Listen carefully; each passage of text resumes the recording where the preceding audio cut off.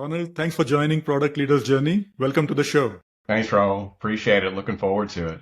And so you've been at Dashlane as Chief Product Officer for a little over a year now. Just and over. Dashlane is one of the leading vendors in password management in the industry. And, I just have to start off with a curious question here. I don't know how many passwords and accounts I've got. I've lost track of that. What are you seeing in terms of how many accounts do people have nowadays? Yeah, it's interesting because you don't think about it. We've just done a refresh on the research, and the average is 227 passwords. So it's an incredible number, and it's the reason why this type of product exists, because it's either impossible to remember them all, or you have the same one across the board, or some weird variation that people have manufactured over the years to try to keep basically the same one and kind of reuse it, which of course is unsecure. And so 227 passwords is an impossible thing to manage. And by the way, the number is just growing exponentially because of the number of things that we depend on in terms of our digital life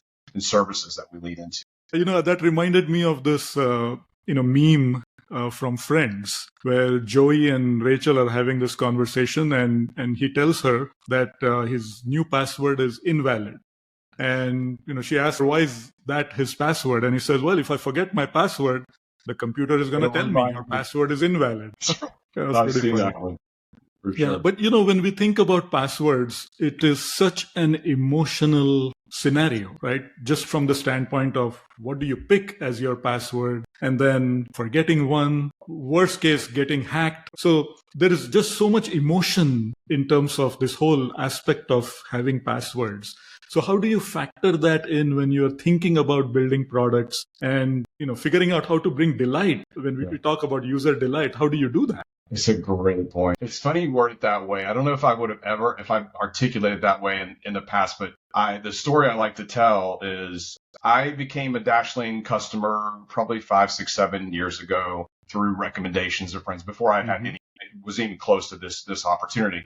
I'd been in the cybersecurity industry. I knew about all the risks, but I was doing the thing that I tell people is the worst ideas. Like I wasn't writing them on Post-its. It wasn't that bad, but I had this spreadsheet of passwords and I tried to get crafty, as I was just talking about, sort of tweaking them a bit. And we had sort of models, and I got Dashlane, and because eventually it became unwieldy. It took me a really long time to let go of the old way of doing it because of what you said. It wasn't logical. It was emotional.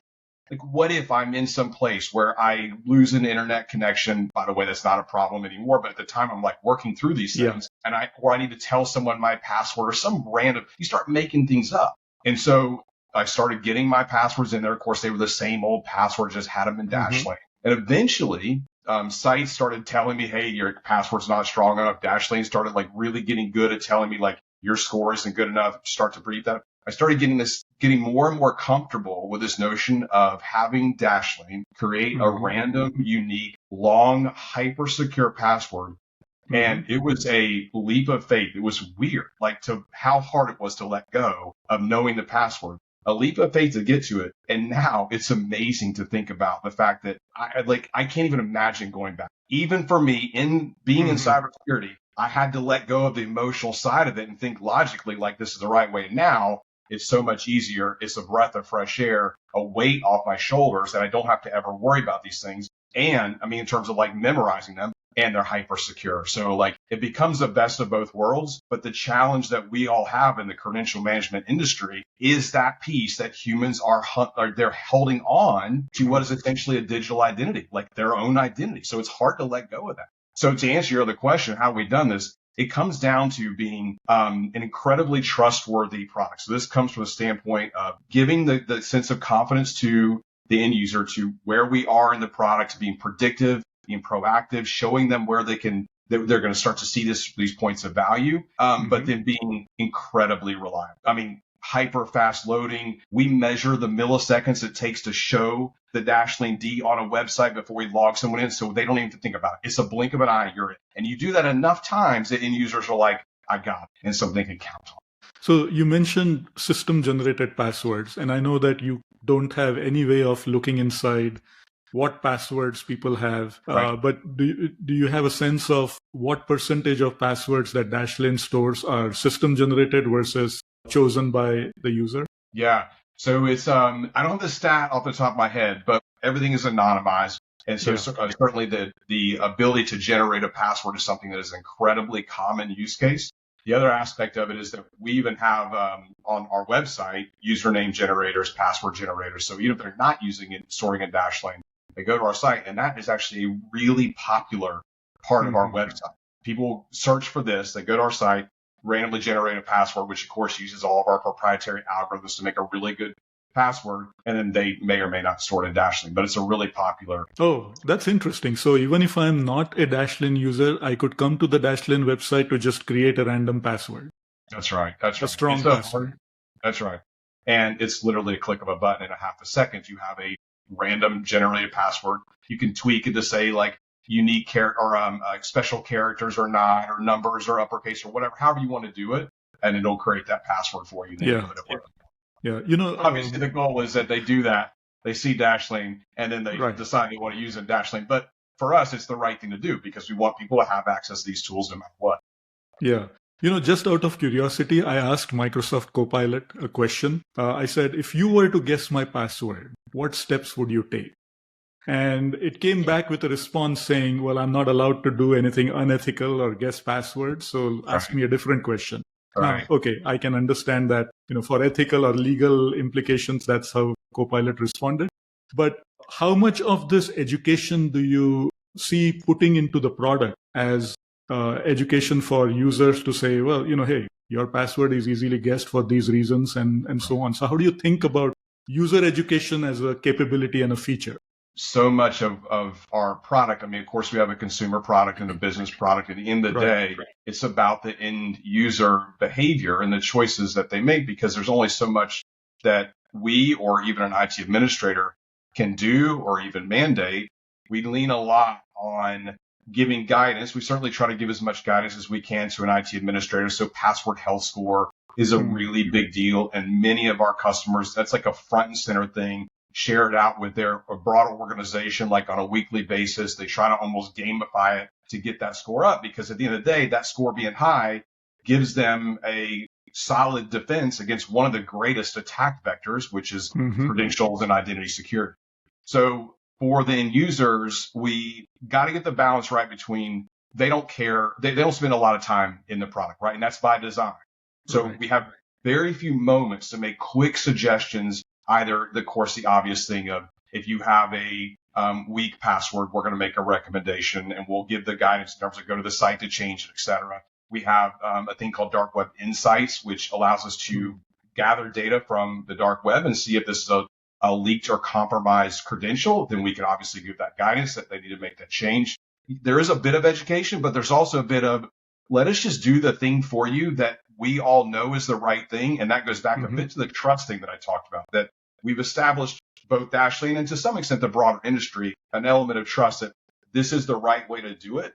And we're Hmm. proving this out. And now they can walk away and be confident knowing that they've done the right thing. So you have a consumer product line, you have enterprise customers, so you have a full enterprise password management suite. When you think about B2C, B2B, very different philosophies of building products, even go to market, product led growth versus the traditional enterprise led go to market.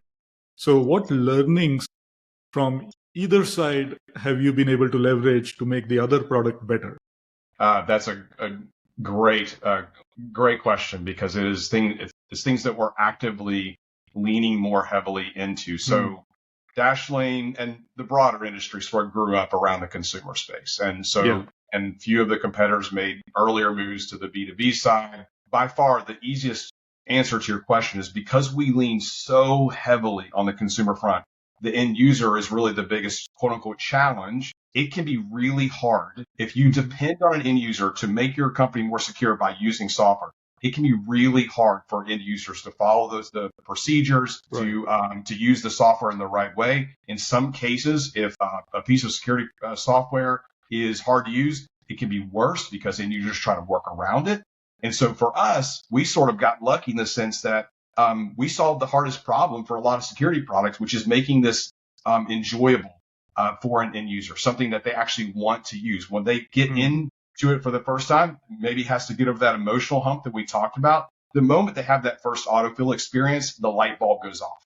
And all of a sudden, they're starting to put all their things in there. Now it's a convenience thing. Yeah. Now they have access to it on their web browser, their mobile browser, anywhere they can do personal and business split, all those sorts of things. So it's a bit of a flywheel, both in terms of the awareness of Dashlane, but also the product functionality and what we lean into. Now, of course, we've had to shore up some things around giving IT admins more visibility and more empowerment, which is what we're leaning heavily on now, to take some of those same concepts of making it easy, enjoyable, out of the way for the end users, applying those same concepts for the IT admin who also doesn't want to live in this tool all day. They just want to see the security, see the results, see the outcome. Dashlane is also a good case study for how we think about competition, right? I mean, you mentioned earlier that some of the other password management vendors went into the enterprise first.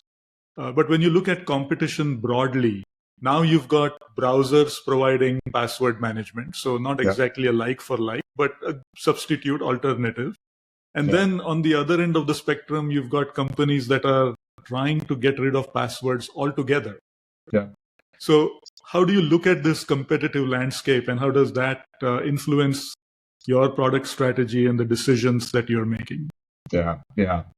It's interesting because I kind of assess those sorts of things. Like obviously you look at your direct competitors, and I sort of have this idea of second tier indirect competitors that are maybe solving a subset of the problems in maybe different ways, but nevertheless are loosely competitors. And then you have the sort of they may be good enough. They'd be good enough for sure. And that's a huge challenge. You have the native solution. So it may be something that's baked into the operating system, or of course, as you mentioned in our case, in the browser or in the mobile devices. You have the competitors that are offering a holistic solution, and what we offer sometimes may even be just a feature for them that they have just built into their product. At the end of the day, there may still be people writing them in notebooks, which, by the way, is in and of itself a competitor. But for the most part, they're solving it somehow. And in fact, just like a lot of industries, do nothing is probably the biggest competitor that a vendor may have. And do nothing doesn't mean they're literally doing nothing. It means they're solving the problem in another way. Like, is there a better way? Yeah, but they're getting by with what they have. So for us, there's a few things. One is we have certainly the aspect of SSO, which is doing its very best to try to get fewer and fewer passwords and doing a great job. SSO is a fantastic solution to improve security, usability, all the things that it's promised to do. There are certainly some aspects of it that have still some challenges. On the other end of the spectrum, passkeys is significant. So now it's just an adoption challenge. So you look at password managers like, okay, so what's the future of password managers? And the answer is you still need a way to manage passkeys. Although they are far more secure, the management of them is actually in some ways could be a little bit more difficult because you can't just write down a passkey. It's impossible. And actually what we're actively working through is trying to shore up ways to help businesses manage it, because if not, that's going to be a barrier for them to adopt passkeys, which we don't. We need to remove all those barriers, give them the same level of visibility, bring that to passkeys so that we can finally do away with all passwords. We still need a solution that gives management ability of passwords or passkeys overall, and we're in a unique position. So let's come to Dashlane and the product organization. You have a research ops function. What is that function? So to be clear, we have a research function. We actually roll ops under a product ops function, research ops under product ops, and they work very closely together. It's not going to be a big team of people. They're going to be fairly unique in their skill set. Research is a big part of that. And so they're doing kind of UX research. And we started realizing like it's not just UX research, that's a part of it, but really it's like broader market research, and UX is part of that. One of the big things that we landed on as we were looking at how we scale and grow the function out is we're not going to hire 20 researchers. We need to have a way to scale out the skill set. All the product team, between product managers, product designers, or analysts, even with some of our technical folks as well, really do solid research using standard best practices, things that you wouldn't get had you not had someone that was an expert in market research on the team, and they can share that out. I do want to come back to product ops, but before we go there, I want to extend this aspect of research and learning from customers. How do you solicit input feedback, suggestions from customers? Yeah, yeah. I think there's a pretty common set of sources of input. We have a public portal where customers Okay. can see some of the things that are coming up in terms of like loose direction of where we're going from a roadmap standpoint, but start to share feedback with us and hear from them. One of the questions I like to ask are, what are your top 5 priorities for the next 12 months? Because that, unbiased, forget Yeah. Dashlane for a second, you start to get some really interesting things to come out of that. So, back to that portal that you have made available for customers to enter their feedback, suggestions, requests. Anytime you give a vehicle like that for people Yeah. and they start putting in their features and suggestions, there is an expectation that that's going to get acted upon. Yeah. So how do you Yeah. manage that expectation? I think I've been hearing about the black hole of feature requests for 20 years. Back in the day, it used to be an email address, and we had hyper manual process that was rarely kept up, right? I mean, old school ways of doing it. And yeah, it was referred to as the black hole because not that we're not trying, but we get 150 requests a month and we build 2 features, right? And so just the statistics alone mean we're not going to address a lot of it. So the short answer is you've got to show some engagement. You will disappoint people to some extent. And the reality is, as I said, there's only a small percent that we can actually. So there's a few things that I've done. One is showing some engagement, lets them know that we're thinking and paying attention.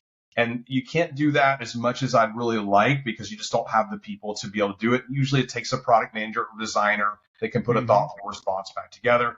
There's some tools that will just allow us to show sort of status updates. So just changing the status alone says, hey, there's someone actually paying attention to this at least a little bit.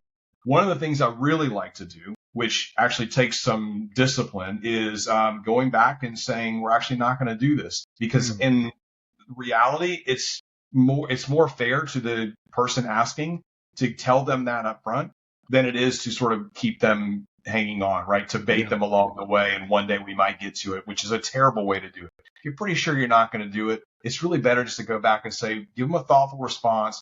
Here's what you can do today. Here's the workaround, whatever it may be, that why you're not going to put that as a high priority and give them that answer. So it's a really tough balance. As much engagement as we can give, as much leaning into the portal and showing that it is a tool that's a vehicle for communication that in some ways bi-directional, that gives us the best chance of showing it's not a black hole. And then, of course, the more that we can keep cool features coming out that's coming from that at least gives them an indication. My feature didn't make it, but geez, these 2 or 3 things are really cool that these guys came out with. That gives them a bit of a sense. Yeah, really, that follow-up conversation is really the most important aspect of understanding why not, and so on. Right? Yeah. Donald, you mentioned something which I thought is important to pull the thread on a little bit. You said that you ask customers what are outside of Dashlane, what are their priorities for the next 12 months and so on. We as product people, we get caught up in our own roadmaps, not realizing that customers have their roadmaps too.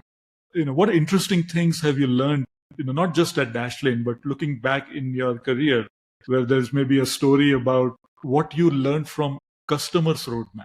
Yeah, it's funny because it's actually pretty rare event, and usually it's the more enterprise level customers where you're doing a QBR. We're sharing our roadmap. If we're lucky, they'll share their roadmap, and we try to do some level of alignment. And as you can expect, we're only one vendor for all of the things we're thinking about. You get a little bit, but you can at least start to think about, get more context for their world. And then of course, there's enough occasion where there's value that we're either thinking about or actively building that we could say, we can help you on 1 or 2 things that you've shown there. Even on our best days, we have our roadmap, and I've been guilty of this in my career as well. I walk through the roadmap, I get validation that they're interested in a few things, and I go maybe a little bit deeper. But that's our world. It's a very narrow view of things. It doesn't take a lot to be in their world for a little bit. By the way, I mean, obviously roadmaps are one. I mean, setting aside all notions of of course, going on site really gives you context. It's amazing. We can spend so much time sort of rationalizing and working through our own roadmaps. You spend 10 minutes with a customer and you're like eyes wide open. You go on site, you watch them use your product, and it's like amazing to see the difference between our best demo environments. We try to make them as real as we can and test environments. And a customer, at the end of the day, they make it work for their work. And you start to see some really interesting things. So I think tying it back to the roadmap conversation, those play out in the roadmap as well, because the roadmap for them, their internal roadmap is what their IT or security or identity department, what they're thinking about for the next 12 months. They have done the work just like product people are doing.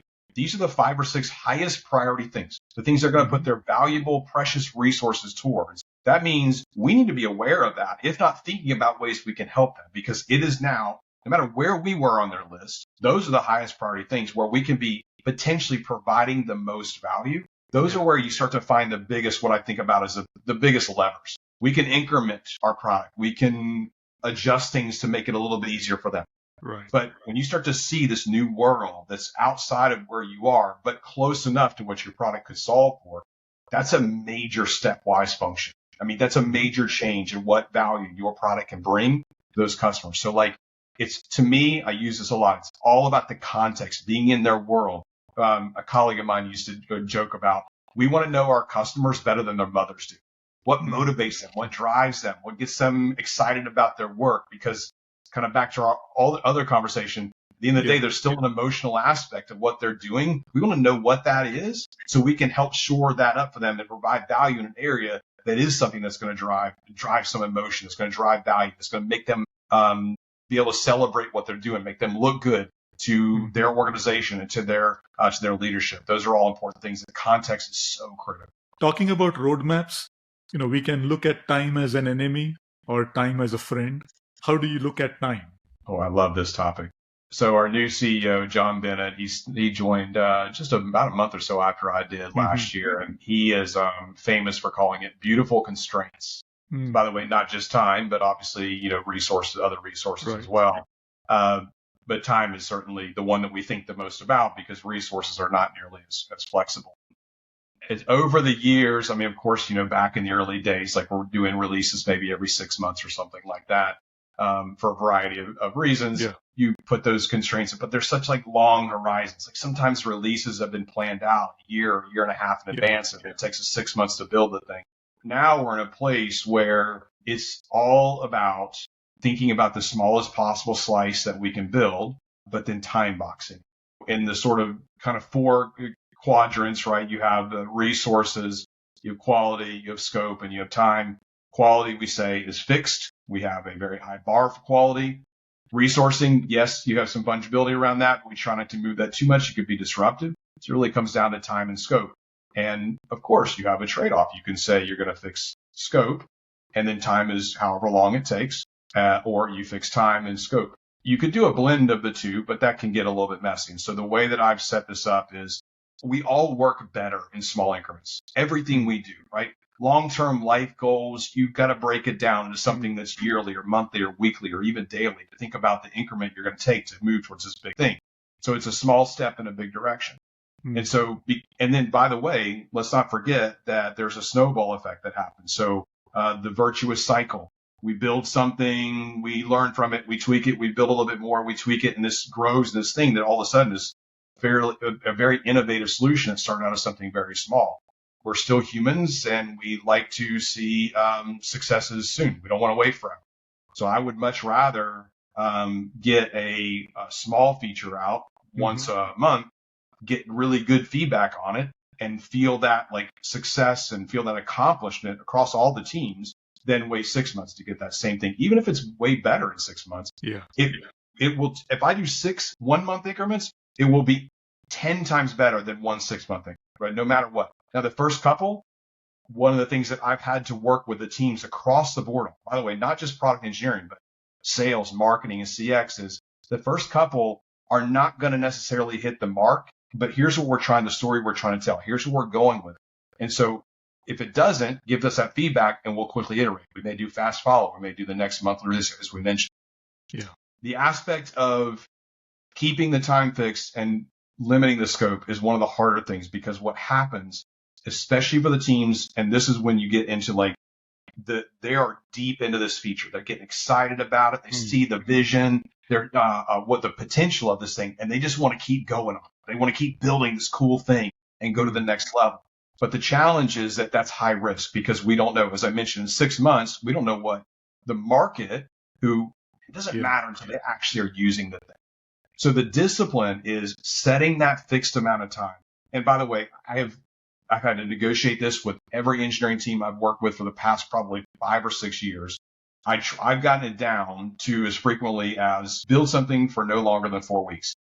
Not everything fits in that bucket, but it's a really good target. We're here about 4 to 6 weeks now because we have some complexities due to the zero knowledge or architecture that we have. But nevertheless, it's a fixed time box that's relatively small that we can be somewhat predictive on.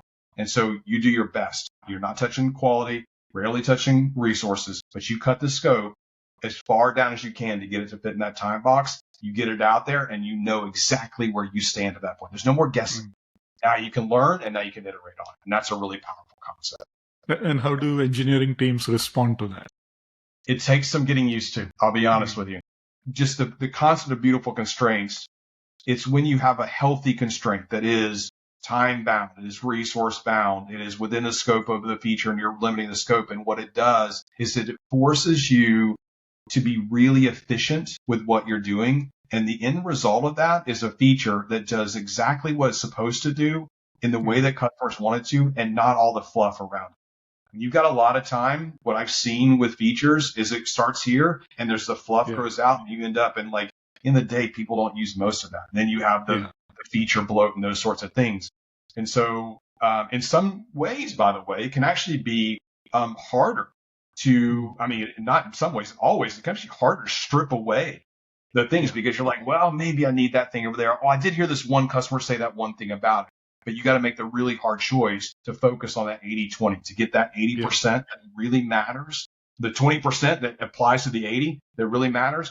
That's the beautiful constraint. That's what forces that. And you come out with what we lean into a lot at Dashlane is simplicity by virtue of the fact that we don't put all the fluff and extra things in there that are just really not needed at the end of the day. Interesting. So I want to come back to product ops. We touched upon that earlier. Why should a product organization need a product ops function? What do you take into account before you put in this function? And how do you make it successful? How do you measure the success of this function? So kind of a longer question, but let's start with why does a product org need product ops? Yeah. So what I like to say about this is when you look at most other functions of any size at all, so whether it's sales or marketing or CX, have someone and maybe even a team of people that are thinking about the operational aspect of that department. And why is that? Operations is what allows us to make scalable, repeatable processes effective. And that requires building and maintaining those processes. Almost always there's tooling that has to be brought in and maintained and integrated with other tools. You mentioned the metrics aspect of it. Almost every department has some form of metrics that they're tracking to ensure that as they grow, that they're still hitting the KPIs that matter to the business that are driving the business forward. And so what was interesting for me is that over the many years that product management has sort of been developing, like it took a long time, I think, for all of us to realize that in many ways it's just as operational as any function. I mean, even our next door neighbors in engineering have engineering ops functions. But for some reason we thought, like, I guess because we were kind of part of engineering in some cases, we got by with what they were doing, but we build sort of ad hoc processes. And the reality is, like, that's the wrong way of thinking about it. One of the things that I had to do with every company that I go to is, what are the things that you're doing that you should not be doing? There are things that should be taken on by another function. And you don't always get to slot it in, but usually you find a lot of things that PMs they get dropped in their lap. But for the most part, like, product management is dictating what the thing that we all care about are driving towards, which is the product we're selling, supporting, et cetera. Super critical that is as operational, if not more, than even other aspects of business. So for me, you're not going to do it when you're probably 25-person company. There is a point where you start to need to think about product ops. My belief is it's far earlier than people think. I don't think you have to be a 1,000-employee company to have a product ops function, or even 500. I think that a product ops person will make every other person on product, as well as cross-functional folks that engage with product, better. So it's a force multiplier. It's a thing where product managers don't have to think about the process. They think about the craft. To the point we made earlier, they can start to really think hard about the questions that they're asking our future or current customers versus trying to figure out how to prioritize a backlog in a spreadsheet because they don't have a tool to do it, or they're just making this up for the first time, or some ad hoc other way that things are going down. So we can systematize things the way I talk to my product team, because sometimes, I mean, there's process, don't get me wrong. There's things that they don't always immediately see the value. But the way I talk about this is those things are working for you in the background as you get the habit going. So now your mental capacity is far more freed up. You were spending 80% of your time thinking about these ad hoc things, addressing question X and Y and going in 15 different directions every single day. You have 5% of your time or 15% of your time left to do the meaningful work.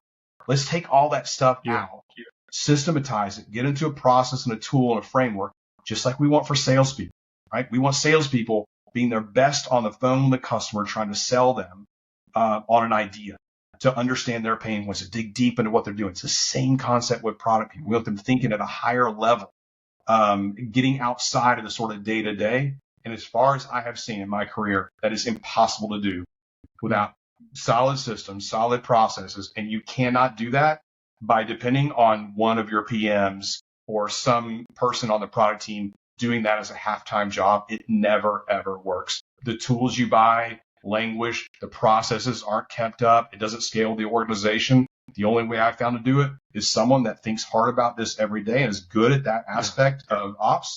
They can run that for you. It doesn't take needing a team of 100 people to benefit from having product ops. I don't know what the number is exactly. It's probably more than 5 PMs and 5 designers. So maybe it's a team of like 10, but it's far earlier than I think most people give it credit for.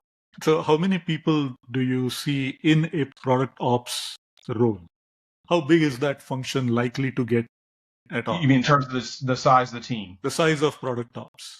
Yeah. So I'll give you where we are. I mean, obviously there's a whole slew of various ratios between like PM to design and PM to engineering and PM to product marketing. I haven't seen, at least not, I haven't personally seen a stat that says how many exactly do you get to product ops.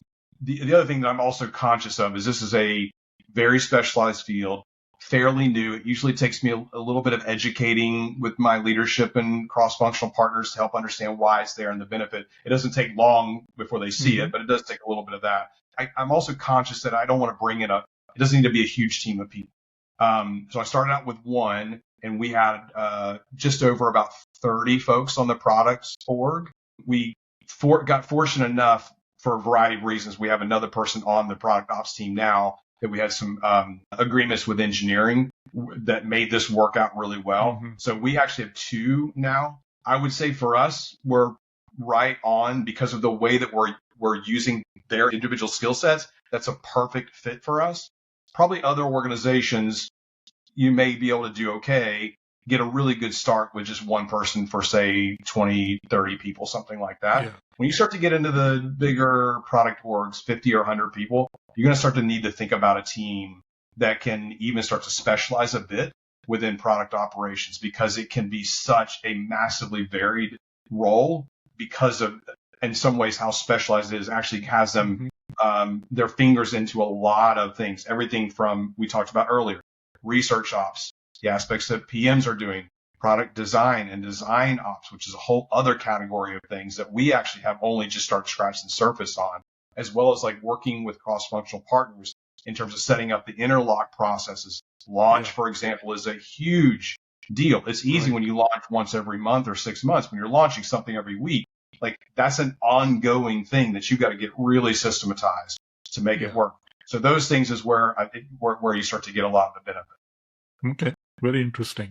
Well, Donald, thanks a lot. This has been just a great conversation, and I really appreciate you taking the time to be on the show. Thoroughly enjoyed it, Rahul. Thank you so much. Appreciate it.